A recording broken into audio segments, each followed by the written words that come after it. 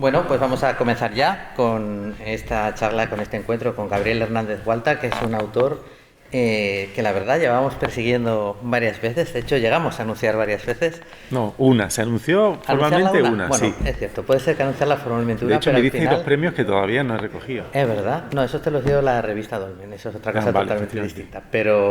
Pero bueno, lo tienes por aquí al editor, le tiras luego de las orejas.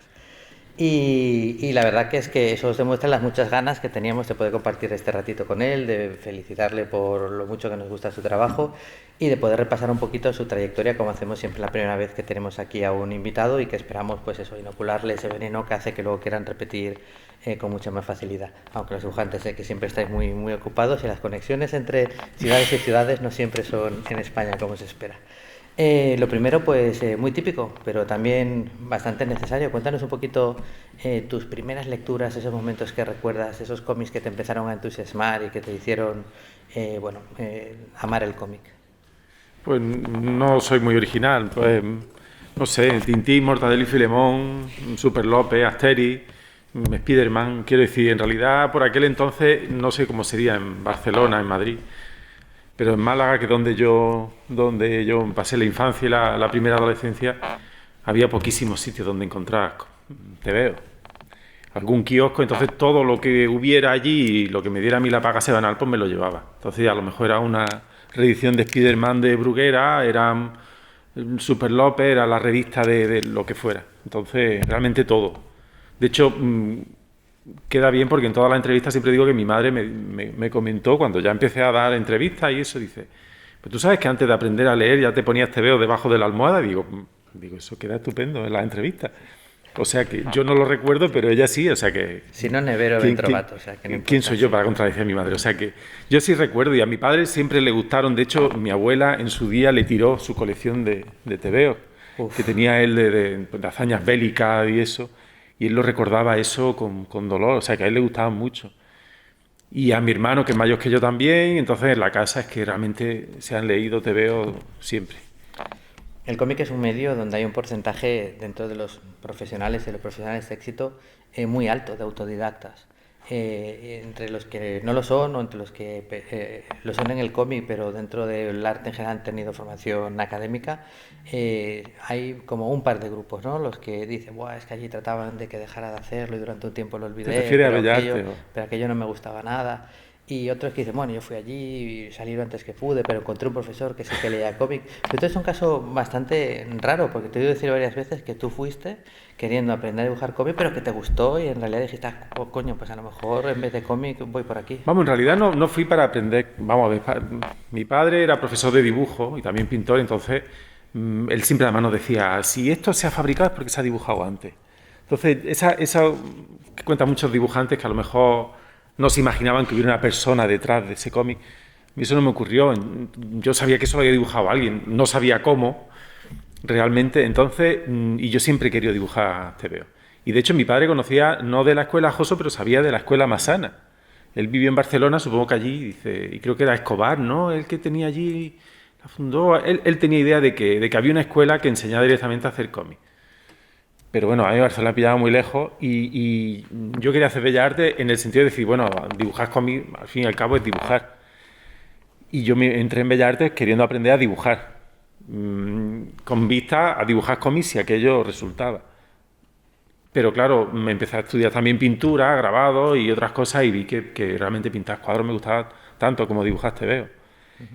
Y entonces, como la gente que me rodeaba eran pintores, no conocía allí a fancineros, porque es verdad que en 30 años eso sí ha cambiado. Yo, en Bellas Artes, a mis amigos, cuando estábamos en cuarto de carrera, les enseñaba los cómics de Watchmen y no los conocían. Yo era allí hacía como proselitismo de cómics y allí casi nadie leía cómics. Y por supuesto no había asignaturas destinadas a eso, no me miraban por encima del hombro por decir que me gustara, pero no había un ambiente especialmente proclive. Entonces acabé la carrera y digamos como que de forma natural pues me dediqué a la pintura porque me gustaba muchísimo y me sigue gustando. Mis amigos eran pintores y sí había galerías que de alguna forma exponían el trabajo de gente joven.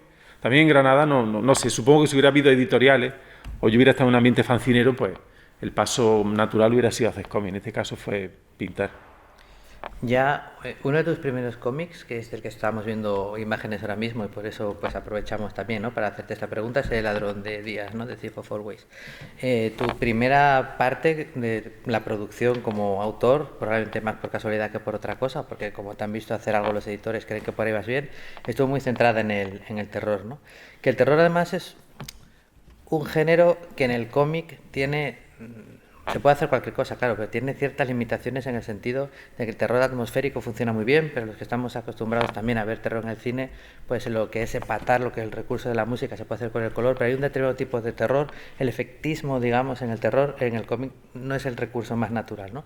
Pero sí el atmosférico. No obstante, tú empiezas con Clive Barker, que es un tipo que sí que se basa en lo desagradable, en que lo estés leyendo y te estés retorciendo un poco en el asiento, ¿no? Que es como una tercera parte del terror casi físico, que desde el punto de vista del dibujo debe ser bastante complicado. Y sin embargo yo te noto como especialmente cómodo, ¿no? Porque yo creo que lo tiraste más a los escenarios, a la perplejidad de los personajes. Sí, hay que tener en cuenta que en este caso la adaptación de un cómic supuestamente hecho para, supuestamente no, hecho para niños. No tiene toda esa visceralidad de los libros de sangre. No la tiene implícita, pero sí que si lo lees detrás, todo lo que hay detrás es bastante más oscuro de lo que alguien pensaría para algo para niños. Sí. Pero sí, tienes razón. Realmente el cómic, el único recurso que tiene efectista es la vuelta de la página. Y eso sí, ha resistido la tentación de ojearlo antes de leerlo. No tenemos la música. De hecho, cuando tú empiezas, si estás abriendo la página, estás en la primera viñeta, ya sabes si esa persona va a morir en la última. Entonces, lo que pasa es que tiene una cosa que dándole vuelta, yo muchas cosas de estas las hago retroactivamente. Hay cosas que las hago de forma muy cerebral, pero otras son instintivas. De hecho, mucha gente me pregunta si tengo propensión a dibujar terror, y como género en sí no me atrae especialmente. Pero sí, siempre me ha gustado y me he dado cuenta, ya te digo, retroactivamente, que me gusta mucho hacer un ambiente cotidiano con un elemento extraño, que es una de las estructuras del terror. Pero claro, en los superiores también sucede eso. Por lo menos la narración de superior que me gusta, ¿no? El caso es que me di cuenta que en el caso concreto del terror, el dibujo tiene algo que en lo que supera la imagen, y es que aunque tú, digamos, que tú abres una página y aceptas el contrato, el dibujante te está diciendo que él dibuja así y tú aceptas que la realidad es como él la dibuja. Puede ser puede ser algo expresionista, puede ser Jim Lee, que alguien diga que Jim Lee es realista, en fin. El caso es que tú aceptas. Entonces, pero sigue siendo subjetivo. Aunque tú aceptes que ese dibujante acepta su estilo, no te das cuenta de que en realidad está en la cabeza del dibujante, y eso te da mucha capacidad de manipular al lector de otras formas más sutiles. Una de ellas, por ejemplo, es sencillamente la repetición de un recurso gráfico se termina metiendo en el cuerpo del que lo lee. Claro, en una película tú puedes poner un filtro como hace David Fincher, puedes elegir un encuadre, pero no tienes tantos recursos, y sobre todo no son recursos que a mí se me ocurren y los estoy dibujando sobre un papel. Tienes precisamente ese contacto directo con el papel y ese contacto directo que luego el lector tiene con lo que tú has dibujado. Y eso a la hora de causar una cierta impresión en el ambiente, incluso algo desagradable, se te queda. Y de hecho, cuando uno piensa en dibujos que veías de chico y que decían que me desagradaba mucho cierto dibujo, y se te queda como un tipo de línea, eso es una ventaja que tenemos. Y es casi subliminal, y una página detrás de otra. Y eso en el terror atmosférico, como tú dices, pues tiene muchísima aplicación, claro. Sí, está muy bien lo que dijiste de la vuelta de página, porque tú la película, bueno, la vas viendo al ritmo que va sucediendo en pantalla. El cómic, el lector lo pasa al ritmo que quiere, ¿no? Y aquí me paro, aquí no. Puedes jugar con eso. Yo que de pequeño me llevaron a ver el Poltergeist, no sé yo que lo criticará, pero claro, piensas, hombre, esto tiene tanto así a priori de niños, ¿no? Como Salem Slot, que está protagonizado por niños, pero en realidad esta obra de Barker se la das ahora a los niños, la disfrutan como enanos, pero sus padres la querrán quemar, que esos son los que más les molan a los niños. A mí me gustó mucho este trabajo. Luego hiciste otro que además fuiste guionista también. Sí, bueno, me dieron... El de Werewolf of Fever Swamp. Claro, de hecho la línea de Scholastic, que es una editorial de literatura infantil y juvenil potentísima. Y en aquel entonces estaban empezando la línea que era Graphics o algo así, que es la que publica cómics. De hecho, Raina Telgemeier y no sé si... ¿Cómo se llama? Poli bueno, hay los dos cómics que más venden en Estados Unidos son de la editorial Scholastic y son de hecho de esa línea que empezó entonces. Y entonces los primeros trabajos que se hicieron fueron adaptaciones de las novelas de Goosebumps, que son de R.L. Stine, aquí eran escalofríos. Pesadillas. Pesadillas. Y entonces, claro, a mí me dijeron, después de haber visto precisamente el trabajo de Ladrón de Días, después de ver el trabajo de Ladrón de Días, que yo solo había hecho eso, me llamó Mike Carey y Karen Berger por si podía hacer un cómic para un Vértigo. Me llamaron de Scholastic, o sea que realmente yo lo hice y cobré poquísimo por cada página, pero lo hice, eché el resto, bueno, es lo que suelo hacer, pero que noté en aquel caso en primera persona que si echas el resto, aquello normalmente tiene algún tipo de reflejo. El caso es que me ofrecieron hacer una adaptación de esa novela y yo les dije si me iban a pasar un guión y me dijeron, no, te vamos a dar la novela, ¿tú tienes algún problema con eso? Y digo, bueno, yo nunca he hecho un guión de cómic, pero no hay ningún problema, dámelo. Y entonces yo estructuré las páginas que me daban y de hecho incluso insistí en hacer la rotulación. O sea que sí, me lo pasé muy bien también. Y ese primer intento, esa entrada en Vértigo de Gruit en la mano de Carey y demás, ¿cómo lo recuerdas? Porque duró poco, luego ya volviste a No, de hecho no se produjo, eso fue un momento... Breve, hay un fogonazo de lo que recuerdo una tarde que, claro, esa página que has puesto antes de la del velo, precisamente un cómic se llama Crossing Midnight de Mike Carey y entonces, de hecho, era una especie de cruce entre Miyazaki, terror no sé cuánto, claro, me gustaba muchísimo, pero yo no tenía capacidad de producir páginas a ese ritmo y por otro lado mi hija pequeña todavía no iba a guardería ni nada y yo me estaba ocupando de ella. Y entonces, claro, tuvimos que decidir, mi mujer y yo, que si les decía que sí a los de Vértigo y dibujaba una página al día o me esperaba y les tenía que decir que no. Y en ese caso les dije que no y tuve la sensación digo, cuando la gente dice que pasa un tren y a lo mejor no vuelve a pasar. Bueno, en aquel caso yo decidí, no me arrepiento en absoluto, y cuando alguien me pregunta, pues le digo, no, tranquilo, que los trenes pasan varias veces, trenes diferentes, igual va a otro sitio, pero si tú estás seguro de esa decisión, y más a nivel personal, porque igual te llama otro editor, pero mi hija no volvió a tener 2 años, eso ya te lo pierdes, ¿no? Y entonces me ofrecieron la serie directamente, y yo les tuve que decir que no. Esos fueron 5 páginas que hice en un especial que hubo ya un par de años más tarde, que el editor dice, ¿te acuerdas que quieres por lo menos hacer 5 páginas? Y digo, sí. Así que lo de Vértigo no llegó a más en ese sentido. Y años después tuve una entrevista con Shelley Bond, hice un número de una serie también de Mike Carey, pero yo en Vértigo yo me vi siempre con posibilidades de trabajar en Vértigo. De hecho, trabajando para IDV yo pensaba, lo más mainstream que puedo llegar a ser es Vértigo, con mi estilo, y sin embargo nunca terminé de enganchar ahí. Aunque por otro lado la visión pienso que es casi como el TVO más Vértigo de Marvel. Y me parece paradójico, vamos. Saliéndonos un poco del cómic y aprovechando esto que decías, ¿no? De cómo un elemento sobrenatural se acepta dentro de un entorno cotidiano, ¿no? Ya que hablabas un poco de literaturas y de influencias también de más allá del cómic, no puedo evitar pensar en libros que los de nuestra generación más o menos leíamos, o Bradbury o Roald Dahl, que pasaba eso en algunas de su producción, Cortázar. Mucha de esta sensación, de esta sensibilidad viene más de ese tipo de escenarios que en aquel momento se vivían más en la literatura quizás que en el cómic. Sí, bueno, es que en realidad, no sé, es que eso, supongo que la influencia, los profesionales nos hemos acostumbrado a acotarlas porque nos las preguntáis, sinceramente.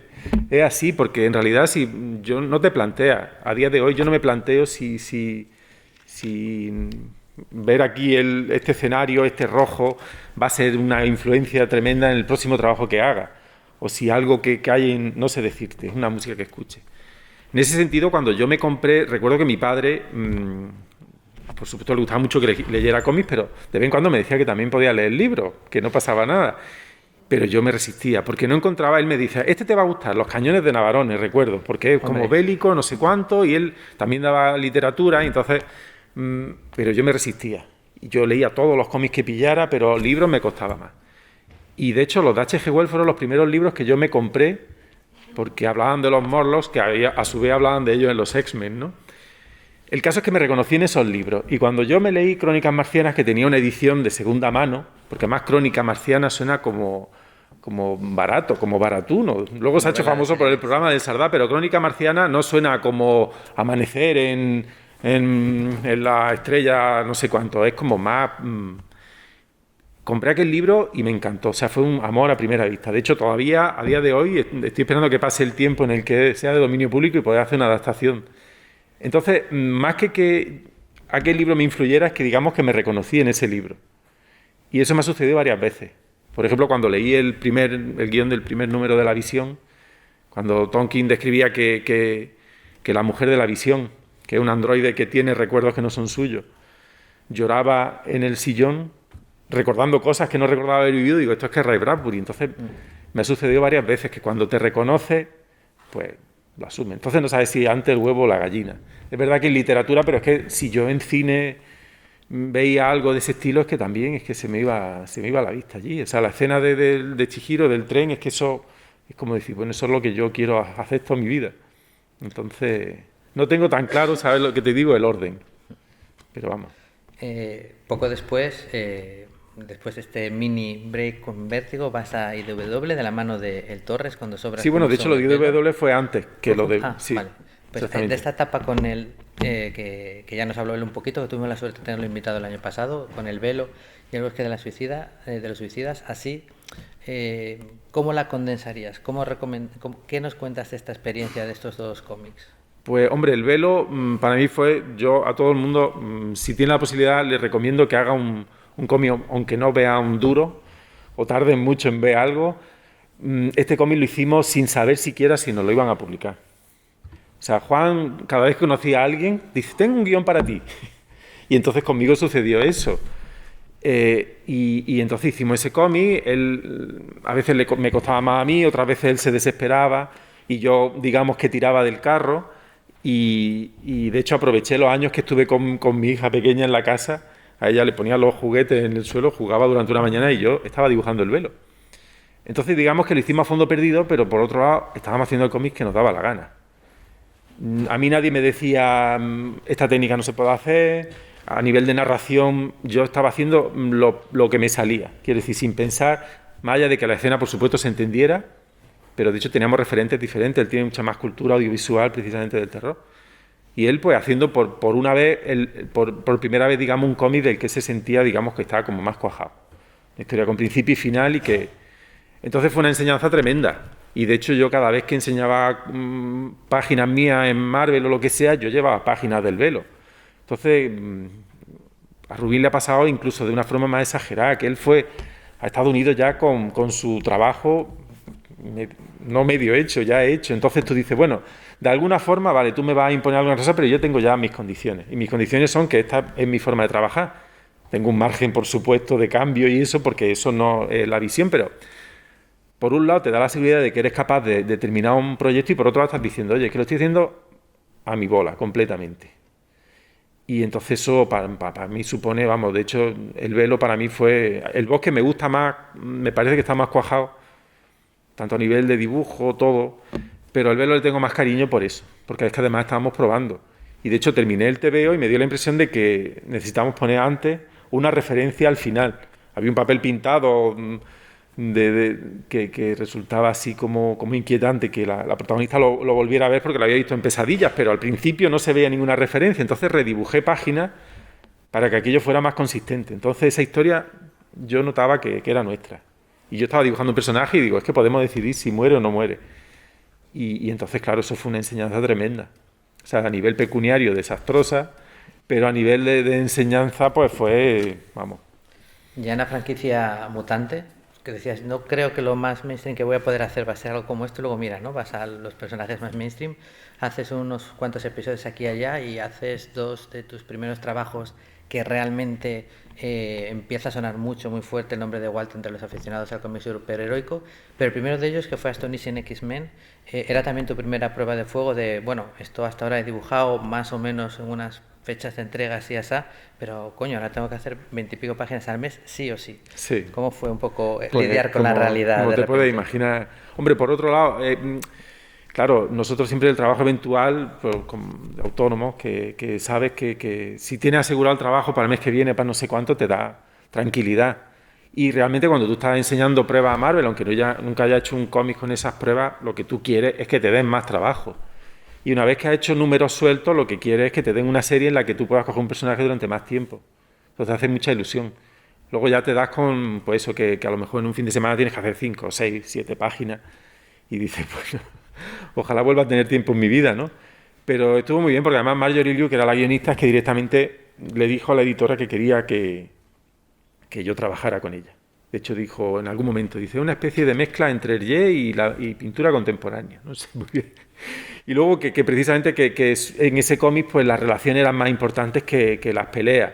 Nueva York, por ejemplo, era muy importante y yo pude, aún ya dentro de digamos, ese esquema de corporación, pues también pude hacer un poco, bueno, la verdad es que siempre podía hacer lo que quería y si no, me lo he llevado a mi terreno. O sea que realmente fue una experiencia estresante, pero vamos, la recuerdo también, vamos, los recuerdos buenos superan a los malos. Cuando se dice que Gabriel Hernández Walta es un dibujante de superhéroes extraordinario, bla, bla, bla, bla, es que yo creo que nos has hecho un poco trampa y te lo acabas de confesar ahora porque yo creo que has hecho pocos TVOs de superhéroes. Pero no sé si he hecho ninguno. Has hecho muchos TVOs con superhéroes. He hecho alguna viñeta de superhéroes. Has hecho pocos, ¿no? Y esto nos lleva a Magneto, ¿no? Que decía, bueno, por fin vemos los flashbacks del personaje, le entendemos más, este TVO de superhéroes definitivo. Y decía, pues es una peli de cine negro, pero si nos está metiendo aquí un polar casi, ¿no? Cuéntanos, ¿tenías alguna referencia así de cine? Sí, bueno, un poco lo que te digo, instintiva. También es cierto que este proyecto, pues el que lo puso en marcha fue Daniel Ketchum, que fue el editor que vi yo en Granada. Claro, yo había ido varias veces al Salón de Barcelona y nunca había concertado cita con Marvel, porque no quería perder su tiempo ni el mío. Alguna cita con Vértigo, con Humador, pero nunca vi ningún editor de Marvel. Pero claro, en Granada, si un editor de Marvel va a Granada, como lo de Mahoma y la montaña, y digo, bueno, por lo menos me llevaré algún tipo de enseñanza de lo que me pueda decir. Y yo llevé, pues, mira, en ilustraciones de Harry Potter, eran páginas del Velo, era el portafolio de las cosas que a mí me gustaba hacer. Y entonces la iba viendo, y entonces veía una página. Dice, me encanta, dice, pero claro, nosotros en Marvel hacemos superhéroes. Y entonces luego veía otra, a lo mejor dice, este Hagrid, me gusta mucho este Hagrid. Dice, pero claro, es que en Marvel nosotros, como sabrás, hacemos superhéroes. Y yo, ya, sí, yo lo sé, si no, podemos estar aquí hablando un rato, no te preocupes. Entonces iba pasando páginas y entonces, igualmente el Velo. Luego, además, posteriormente se acordaba de la página del Velo, o sea, que realmente se acordaba. Y me dijo, ¿te acuerdas de aquel cómic con los fantasmas? Digo, sí. Entonces decía, no, claro, él estaba viendo la narración, dice, me gusta mucho, no sé cuánto. Dice, pero es que en Marvel hacemos superhéroes. Entonces cerró la carpeta y dice, tengo curiosidad por ver cómo haría superhéroes. Y de hecho, a los 15 días, claro, yo entonces, a los 15 días me llegó el primer encargo y ya pagado. Pero él ya sabía lo que podía esperar de mí. Entonces, esta persona fue la que puso en marcha el cómic de Magneto. Y en Marvel, bueno, y Cebulski, que ahora es editor en jefe, también vio mis cosas y también le gustaron. Pero yo creo porque tenía una fijación con Sienkiewicz de cuando él era adolescente y digamos que por ahí.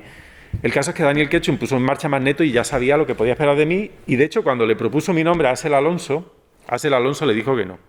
Eso me lo confesó después. Me dijo, no, tenemos que buscar un dibujante más mainstream, porque ahora que Magneto se ha puesto de moda con la película de la de First Class, la primera que hizo Fassbender, dice, necesitamos un dibujante de campanilla o por lo menos algo más así. Y Daniel Ketchum dijo, no, porque claro, esa página, por ejemplo, pues eso, dices, pues bueno, no tiene explosiones. Y de hecho no se ve a Magneto más que en el reflejo de la cafetera. Y por suerte. El caso es que el editor sabía lo que podía esperar de mí, de hecho, digamos que, y Cullen, el guionista, pues de alguna forma también. Y entonces le dijo a Alonso, dice, no, tú ten paciencia. Y cuando vio el primer número, cuando vio el primero, a Alonso le gustó, pero cuando vio el segundo, en el que había flashback en Alemania, dijo, es el dibujante ideal para esta serie. Y de hecho, a Alonso luego me lo encontré en persona allí, se fue en San Diego y me felicitó. Entonces, claro, ya te digo, si el editor que me escoge para este trabajo sabe ya de qué palo voy, pues a mí ya me ha quitado un trabajo. Y él también se ha quitado el trabajo de tener que llevarme a decir, no, mira, los pechos más grandes, más músculos, quiero algún puño que... Porque sabe que yo no voy a hacer eso. Ahora, si tengo que hacer a lo mejor una escena en la que están metiendo cadáver en el crematorio o que un niño simplemente levanta un tornillo, pues igual le puedo dar tensión a eso. Y como en Marvel de vez en cuando prueban cosas, entonces, en aquel entonces también, antes había sido el Ojo de Halcón de David Aja y de hecho el Daredevil de Mark Waid también abrió un poco de veto, o sea, de senda en el hecho de que por lo menos cada vez que se reiniciaba el universo Marvel hubiera 2 o 3 proyectos que se salían un poco, ¿no? Y Magneto, sin ser tan radical a lo mejor como La Visión, ya tenía algo de eso. Sí, además, bueno, está bien que hayas mencionado los flashbacks. Mira, esos son superhéroes, bueno, son supervillanos. Sí.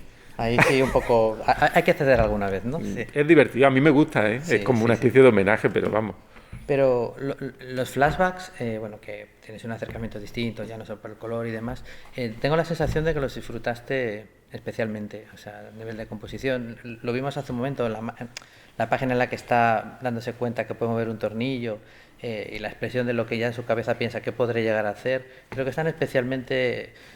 Hay muchas veces que los flashbacks sirven, evidentemente, para contar información de lo que ha pasado, pero aquí como casi parecía que llegaba a ser en un momento determinado la parte principal de la historia, ¿no? Y el resto era una excusa para poder contarnos esos flashbacks y entender mejor a Magneto. Sí, hombre, es que lo que creo que hicimos bien en la serie del principio, pues que cogimos el ecualizador de la espectacularidad y lo bajamos casi al mínimo. Claro, además, con la circunstancia de que el personaje había perdido poderes, tenía los poderes debilitados, pero claro, entonces si tú ves que Magneto coge un satélite y juega, hace malabarismo, mucho más no puede hacer. Quiero decir, se puede ir a un planeta metálico y hacer una constelación, pero ella es como ya subo la apuesta.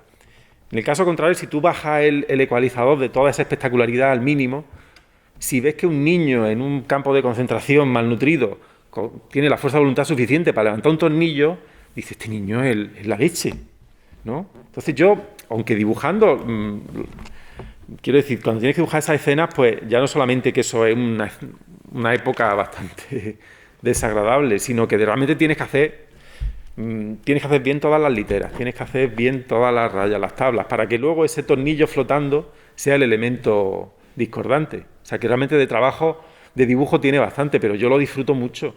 Y ya te digo, es que las películas que a mí me llaman la atención son las que precisamente lo extraordinario resalta. Estamos demasiado acostumbrados.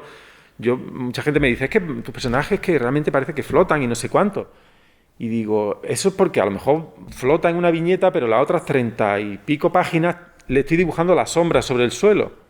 Entonces, si tú haces que una persona, a mí eso hay una cosa que me molesta un poco, en muchos cómics no se dibuja la sombra en el suelo.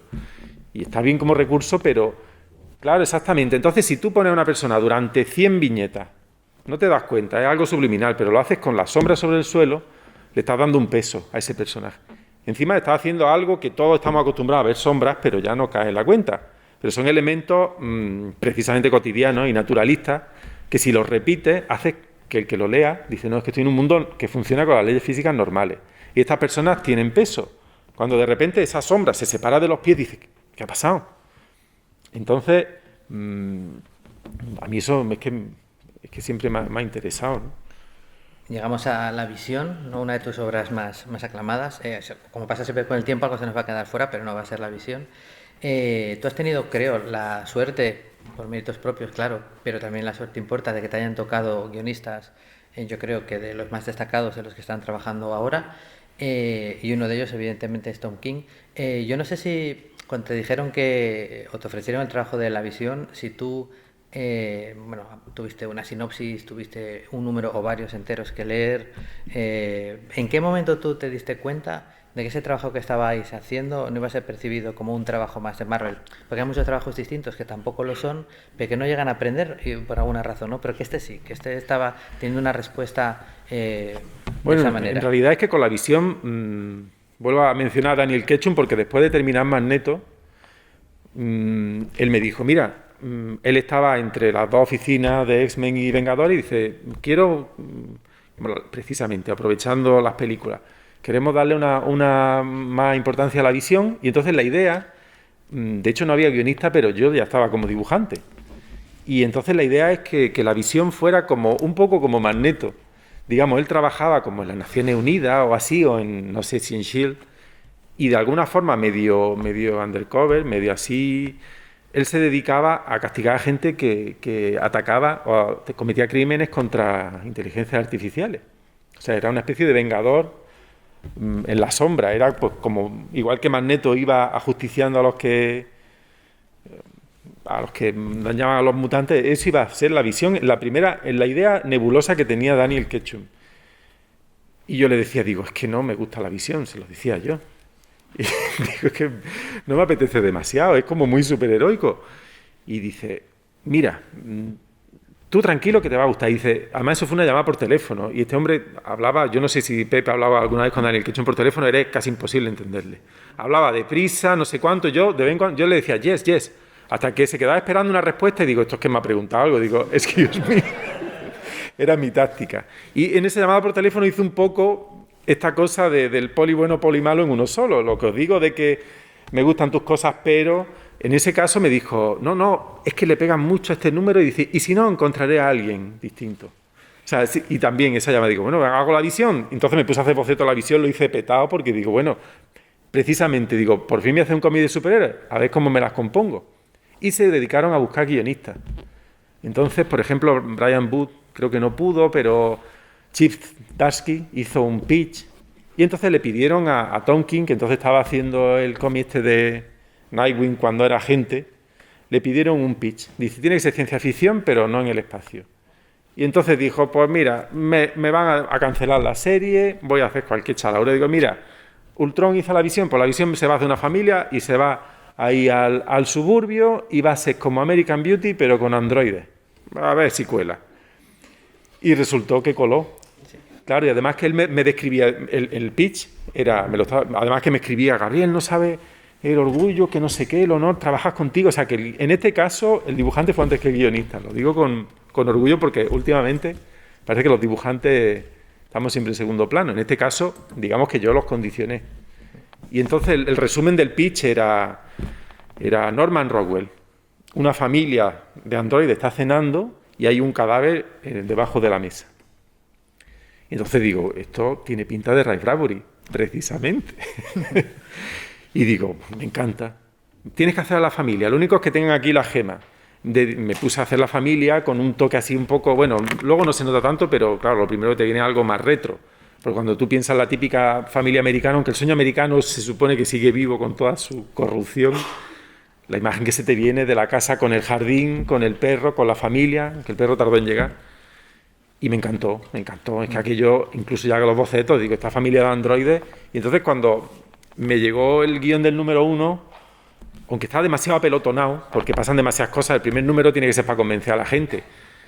Pues te digo, este cómic es un sueño hecho realidad. O sea, quiero decir, esta familia, esta mujer, como te digo, se pone a llorar porque los recuerdos no son suyos. Los vecinos le regalan galletas, tiran las galletas a la basura.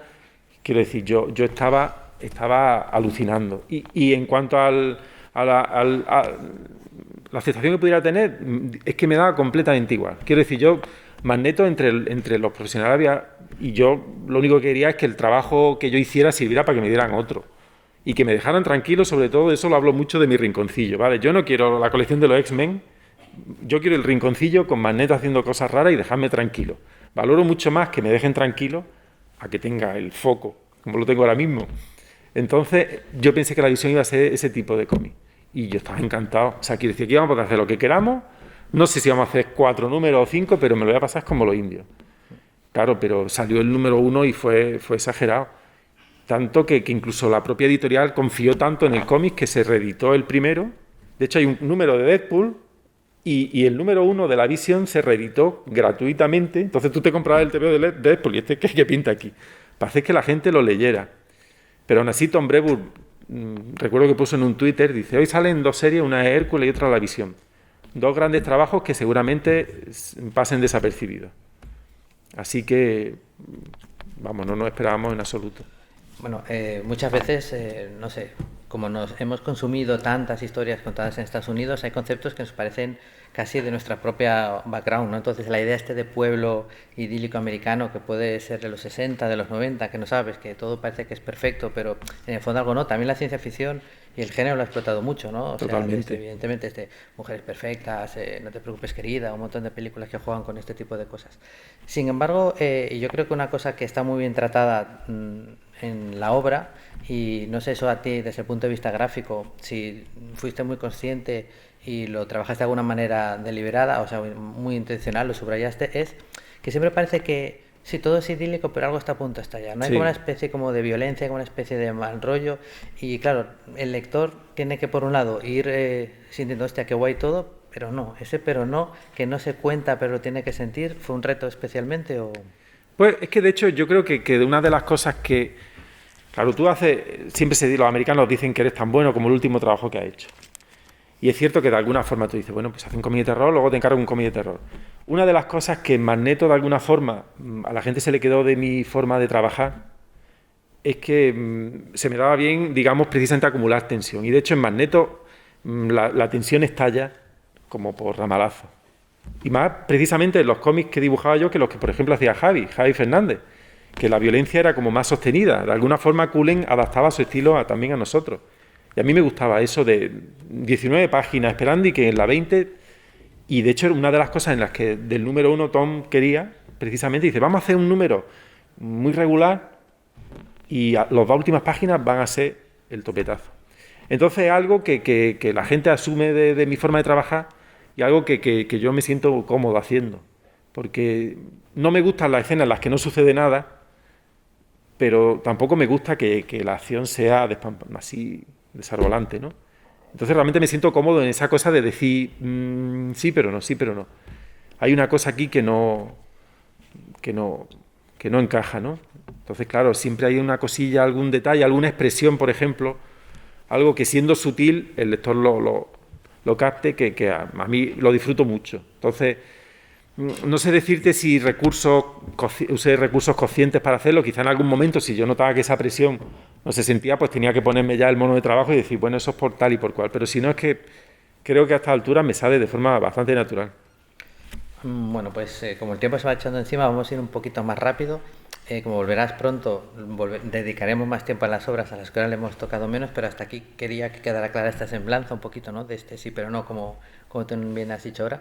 Los siguientes trabajos que vinieron ya no fueron dentro de una editorial mainstream. Bueno, hice cositas, pero hice Occupy Avengers y luego sí. hice Doctor Extraño, pero era Sí. sinceramente para poder terminar el contrato. Estaba claro que ibas a seguir haciendo obras, pero yo ya habías dicho en alguna entrevista que ya te llamaba la atención de hacer algún proyecto de creación propio.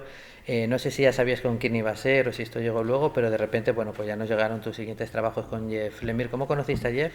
Y danos una pincelada de Sentient y de Barbarian. Pues mira, fue básicamente porque estaba renegociando el contrato con Marvel y precisamente pues las condiciones eran, me parecía que casi insultantes, y yo nunca he sido bueno negociando, pero digo, estáis vendiendo la visión en todos los formatos y no se nota en lo que me estáis ofreciendo. El caso es que yo estaba hablando con mi mujer, digo, mira, y ella yo había descubierto a Jeff hacía un par de años y ella me había comprado un montón de cómics, incluso para mi cumpleaños había encontrado cosas descatalogadas, y entonces yo estaba enfadado con Marvel y ella me dice, ¿por qué no llamas al escritor este que te gusta tanto? Y entonces digo, mira, es que ni siquiera sé si me sigue en Twitter, no sé cómo escribirle, y pensé, digo, pues quizás Rubín me pueda dar su contacto. El caso es que miro en Twitter, digo, voy a ver, sabéis que si os seguís mutuamente os podéis escribir mensajes privados, y veo, Jeff Lemire te sigue. Digo, pues le voy a poner un mensaje, Jeff, me encanta, acabo de leer, creo que era Black Hammer en español y me ha encantado. Digo, dejo el mensaje y veo 3 puntitos suspensivos. En ese mismo momento estaba conectado. Gabriel, me encanta lo que haces cuando hacemos algo juntos. En mi casa tenemos un par de plantas y yo estaba con el ordenador abajo y mi mujer estaba arriba. Yo subí a la escalera, Violeta, que me ha contestado, que me conoce, que no sé cuánto. Pero ve y dile que quiere hacer algo. Espera.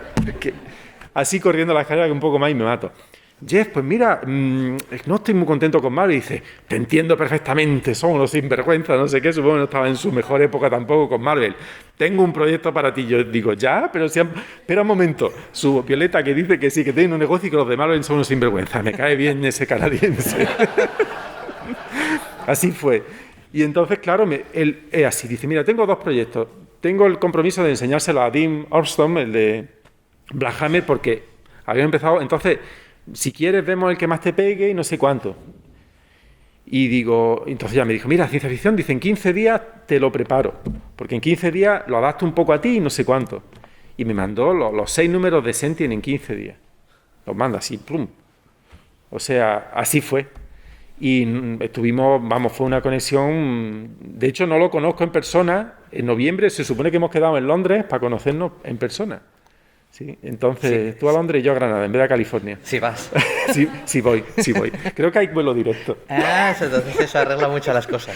El caso es que así fue y entonces él tenía ya Sentient, lo tenía palabrado con TKO, porque de hecho TKO no es de nuestra propiedad. La idea primera fue del jefe de TKO, que también es director de cine y eso. Entonces dice, mira, esta gente funciona muy bien, paga muy bien, me dieron, mira, ¿lo quiero hacer con acuarela? Sí, yo hago las portadas, sí.